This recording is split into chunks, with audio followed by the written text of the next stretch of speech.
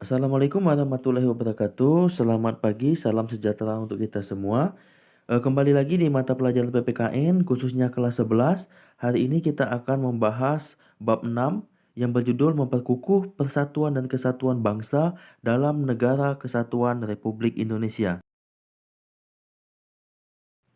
Sebelum masuk ke penjelasan yang lebih jauh, mari kita lihat terlebih dahulu makna persatuan dan kesatuan bangsa. Latar belakang, Indonesia adalah bangsa yang besar yang patut kita banggakan. Indonesia mempunyai wilayah yang luas, kekayaan alam yang melimpah, suku bangsa dan bahasa yang beraneka ragam yang dipersatukan dalam Negara Kesatuan Republik Indonesia. Konsep dasar dalam substansi persatuan dan kesatuan. Jika kita analisa, dalam substansi persatuan dan kesatuan bangsa itu terdapat beberapa konsep dasar yaitu persatuan, kesatuan, bangsa, integrasi nasional, nasionalisme, dan patriotisme. Jadi ini akan kita bahas satu persatu. Konsep persatuan dan kesatuan bangsa. Persatuan secara sederhana itu berarti gabungan dari beberapa bagian menjadi satu atau dengan kata lain disatukannya bermacam corak yang beragam dalam satu kebulatan yang utuh. Sedangkan konsep bangsa dalam substansi ini adalah bangsa yang menghuni wilayah Nusantara dari Sabang sampai ke Merauke. Konsep kesatuan bangsa, bersatunya bangsa Indonesia didorong oleh kemauan yang sadar dan penuh tanggung jawab untuk mencapai kehidupan bangsa yang bebas dalam suatu wadah negara yang merdeka. Terbinanya persatuan dan kesatuan bangsa akan melahirkan kesatuan bangsa, yaitu suatu kondisi yang memperlihatkan adanya keamanan, kesentausaan, dan kejayaan. Konsep wawasan Nusantara adalah cara pandang dan sikap bangsa Indonesia terhadap diri dan lingkungannya dengan mengutamakan persatuan dan kesatuan bangsa serta kesatuan wilayah dalam penyelenggaraan kehidupan bermasyarakat, berbangsa, dan bernegara. Hakikat dari wawasan Nusantara adalah kesatuan bangsa dan keutuhan wilayah Indonesia. Astagatra Wawasan Nusantara, konsepsi wawasan Nusantara merupakan suatu konsep di dalam cara pandang dan pengaturan yang mencakup segenap aspek kehidupan bangsa yang disebut Astagatra. Astagatra atau 8 gatra atau 8 aspek ini meliputi yang pertama adalah Trigatra berupa posisi dan letak geografis, keadaan dan kekayaan alam, jumlah penduduk. Pancagatra itu berupa ideologi, politik, ekonomi, sosial, budaya, dan hankam. Karakteristik negara Indonesia berdasarkan konsep wawasan Nusantara. Yang pertama, negara kepulauan, yaitu suatu wilayah lautan yang ditaburi pulau-pulau, besar dan kecil. Dua konsep utamanya adalah manunggalnya wilayah laut, darat, dan udara. Yang ketiga, laut dan perairan merupakan wilayah pokok, bukan merupakan pelengkap. Yang keempat, laut merupakan bagian yang tidak terpisahkan dari daratan, bukan pemisah antara daratan dan pulau. Perwujudan Kepulauan Nusantara sebagai satu kesatuan politik. Yang pertama, bahwa keutuhan wilayah nasional dengan segala isi dan kekayaannya merupakan satu kesatuan wilayah, ruang hidup dan kesatuan matra serta menjadi modal dan milik bersama bangsa. Yang kedua, bahwa secara psikologis bangsa Indonesia harus merasa satu, senasib dan sepenanggungan, sebangsa dan setanah air, serta mempunyai satu tekad dalam mencapai cita-cita bangsa.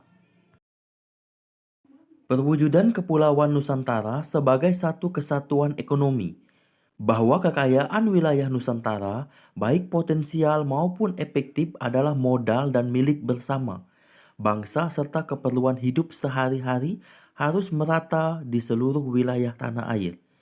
Tingkat perkembangan ekonomi harus serasi dan seimbang di seluruh daerah tanpa meninggalkan ciri-ciri khas dalam mengembangkan ekonomi. Baik, untuk selanjutnya itu perwujudan Kepulauan Nusantara sebagai satu kesatuan sosial budaya. Bahwa masyarakat Indonesia adalah satu.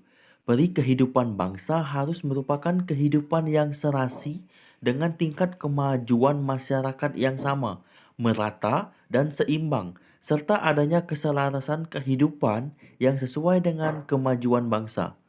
Bahwa budaya Indonesia hakikatnya satu, sedangkan corak ragam budaya yang ada mengembangkan kekayaan budaya yang menjadi modal dan landasan pengembangan budaya bangsa seluruhnya, yang hasil-hasilnya dapat dinikmati oleh seluruh bangsa Indonesia. Perwujudan Kepulauan Nusantara sebagai satu kesatuan hankam.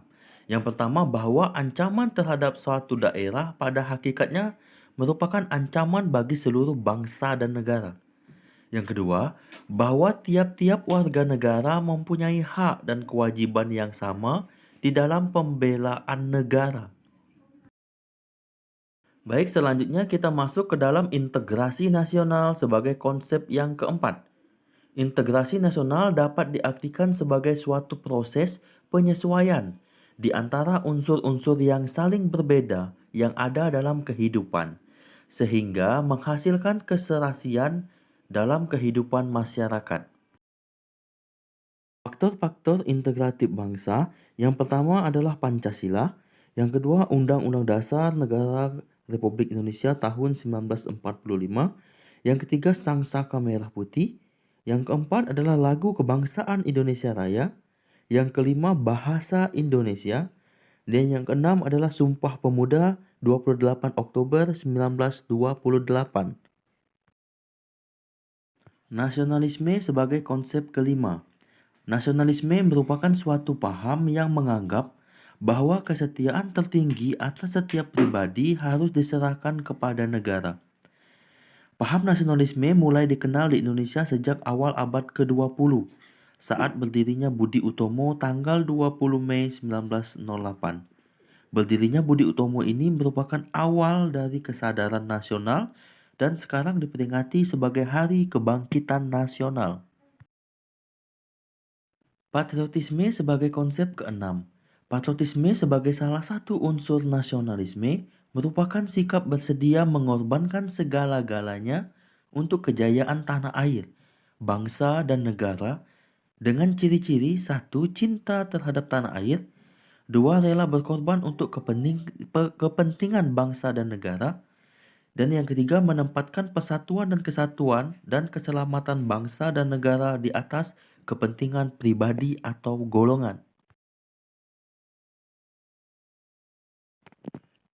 Kehidupan bernegara dalam konsep NKRI, Undang-Undang Dasar 1945 telah mengukuhkan prinsip NKRI dan tidak sedikit pun mengubah NKRI menjadi negara federal.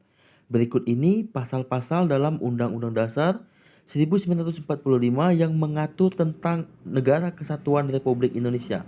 Yang pertama, pasal 1 ayat 1, yang kedua pasal 18 ayat 1, yang ketiga pasal 18B ayat 2, yang keempat pasal 25A, yang kelima adalah pasal 37 ayat 5. Baik, kita lihat satu persatu bunyi pasal tersebut. Yang pertama adalah pasal 1 ayat 1 Undang-Undang Dasar 1945 yang berbunyi negara Indonesia ialah negara kesatuan yang berbentuk republik. Jadi pasal ini dirumuskan oleh para panitia persiapan kemerdekaan Indonesia, merupakan tekad bangsa Indonesia yang mengacu pada Sumpah Pemuda pada tahun 1928. Pasal 18 ayat 1 Undang-Undang Dasar 1945, Negara Kesatuan Republik Indonesia dibagi atas daerah-daerah provinsi, dan daerah provinsi itu dibagi atas kabupaten dan kota, yang tiap-tiap provinsi, kabupaten, dan kota itu mempunyai pemerintahan daerah yang diatur dengan undang-undang.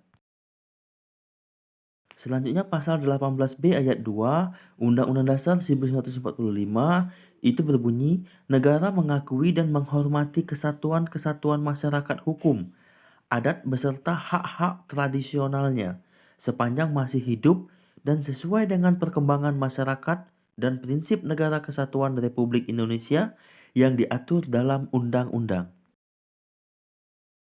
Pasal 25A Undang-Undang Dasar 1945 itu berbunyi negara kesatuan Republik Indonesia adalah sebuah negara kepulauan yang berciri Nusantara dengan wilayah yang batas-batas dan hak-haknya ditetapkan dengan undang-undang. Yang terakhir adalah pasal 37 ayat 5 Undang-Undang Dasar 1945 khusus tentang bentuk negara kesatuan Republik Indonesia tidak dapat dilakukan perubahan. Faktor pendorong persatuan dan kesatuan bangsa Indonesia yang pertama adalah Sumpah Pemuda. Sumpah Pemuda ini merupakan sumpah yang menunjukkan kebulatan tekad seluruh pemuda untuk mempersatukan seluruh rakyat Indonesia dalam perjuangan meraih kemerdekaan. Yang kedua adalah Pancasila. Pancasila dapat mempersatukan bangsa Indonesia karena Pancasila bersifat universal, berlaku untuk seluruh rakyat Indonesia. Yang ketiga adalah Bhinneka Tunggal Ika. Inti dari semboyan ini adalah persatuan dalam perbedaan. Faktor penghambat persatuan dan kesatuan bangsa Indonesia. Yang pertama adalah kebinekaan. Pada masyarakat Indonesia, kondisi ini dapat menjadi penghambat bila tidak diiringi dengan sikap menghargai. Yang kedua adalah geografis. Wilayah Indonesia yang terdiri dari banyak pulau memiliki karakteristik yang berbeda-beda, sehingga bila tidak diperhatikan akan memperlemah persatuan. Faktor penghambat persatuan dan kesatuan bangsa Indonesia yang berikutnya, yang ketiga adalah munculnya gejala etnosentrisme, sikap menonjolkan kelebihan suku bangsa sendiri dan memperlemah persatuan. Yang keempat, melemahnya nilai budaya bangsa akibat gempuran budaya asing dapat memperlemah persatuan. Yang kelima adalah pembangunan yang tidak merata.